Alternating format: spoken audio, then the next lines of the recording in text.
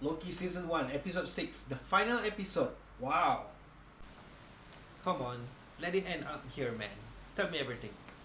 Okay, when Loki and Sylvie arrive at the palace, they can see from the distance a line of light surrounding the palace, making a circle, representing the only one timeline that was being kept from branching out. The truth is, the reason that time didn't come to the end because it just a universe goes into a loop itself.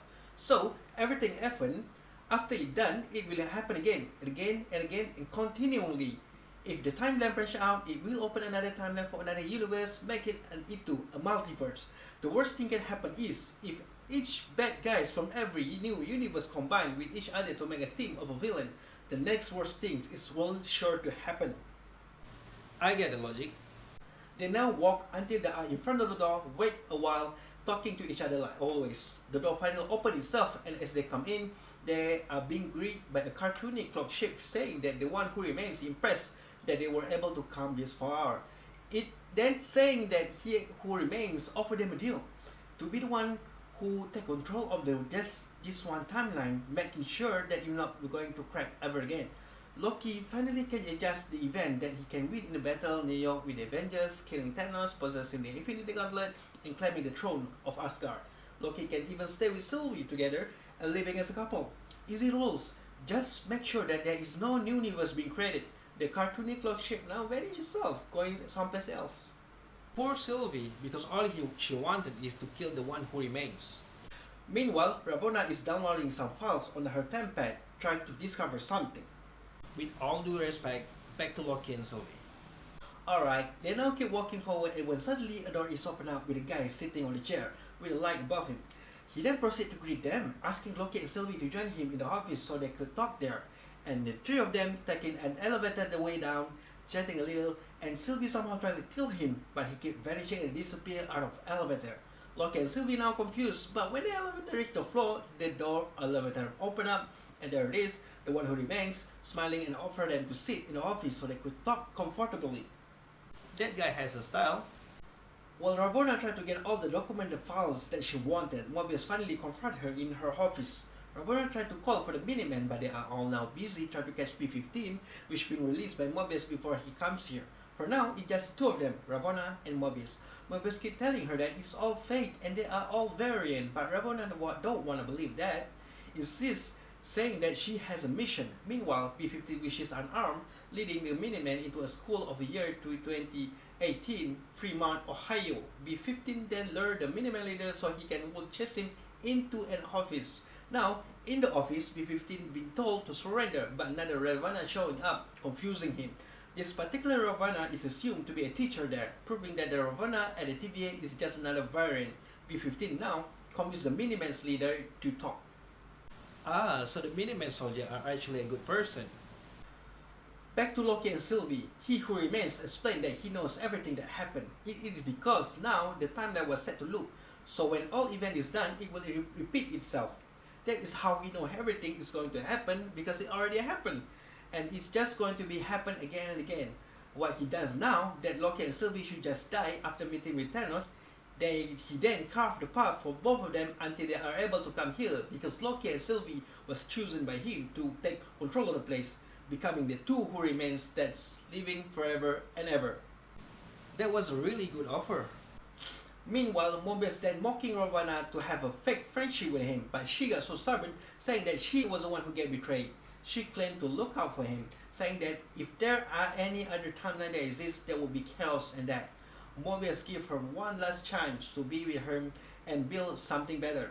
But Ravonna don't want to listen and proceed to open the door portal, but Mobius can't let her to escape.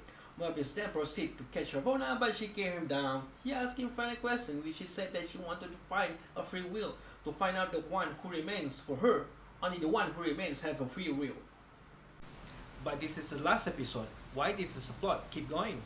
Back to Loki, Sylvie, and He Who Remains. He keep make sure that they understand. That's why it needs to be just one timeline. Loki then asks him what is he afraid for. He was afraid of himself from another universe, which is a variant of himself. Once upon a time, he was a scientist. He made a discovery about other universe that exists. He's found out that every other universe which has him in it are also aware that there are other universes. He proceeded to meet with them and be a good team with each other, sharing technology and knowledge, improving each other. However, not every version of him are good. Some of them are bad and just wanted to be a conqueror. With everything that happened is disastrous mishandled situation, a tear from reality somehow create a creature that are capable of consuming time and space itself, a monster called a lion. He then harnessed the beast's power and weaponized it and ended the multiversal war. From now and then, he proceeded to make sure there will always be just one timeline and there will be no another war again just like it happened before. A very sketchy story. Loki thinks he is lying, but he really being honest and said that he is tired and he was actually older than he looks. The game is now for the new blood. While he kept talking to them, he felt something new. Apparently, Loki and Sylvie already knew what each of them is going to do. Loki decided in his mind that he wanted to take control and become the one who remains, but Sylvie confidently think that he was lying and wanted to take his life, thus making a crack of a timeline for a possible of what could really happen. A universe where both of them kill him, a universe where both of them take control, a universe where only one of them died or nobody died, an endless possibility of what will happen, an infinite timeline. Now, he who remains don't know anymore about what's going to happen and let Loki and Sylvie decide what will happen. He then proceeds to attack his tempad and put it on the table. Loki then have a little fight with Sylvie, arguing what is the right thing to do. After a couple of fights right there and there, they were standing so close to the table. Sylvie then take the tempad without anyone notice, proceed to open the door portal behind Loki and push him out of the place. Sylvie now stab him in the heart and he dies while sitting on the chair. No turning back now. Loki now is at a TVA, being so sad. He then tried to find Mobius, finding him talking to B-15. Mobius and B-15 try to make sense of the crack in the timeline that leads to a 63 new branch of universe. Loki interrupting them and try to explain what happened, said things is going to be a disaster and they need to get prepared. Loki claimed that someone is coming, which is he who remains, but are the bad version of him, a villain that will set a war and conquer our universe. Mobius then told Loki to calm down and ask who he is, what division are he from. Loki now just realized that there is always a different universe all along, but he who remains that he meet decided to put the same fate and destiny on every timeline, making sure that there is no other universe that goes out of his plan. So every single person that wish to do something that will create the timeline, that the TVA will come and arrest them before they can even do anything, reciting the timeline again as if nothing ever happened. Since he who remained died, each of the universe have their own free will and their control. They can do whatever they want without the TVA's authority. That's not an ending, it's just more question. I don't even understand all of this. How did you? I have no idea. Every YouTube video explanation that I watch, it just confused me even more. If there is one timeline, how can we have two Loki in the same place? What do you mean? Means from the beginning, it always has been a two universe. One universe where Loki was a man, and another universe where Loki was a woman. Ah, I see. Wasn't in episode 5 there was 16 Loki, that means that there were 16 other universe? What's your point?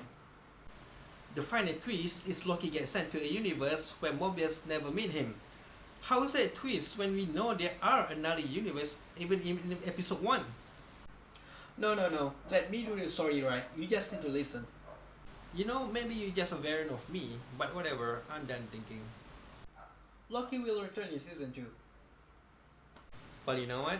Good for you.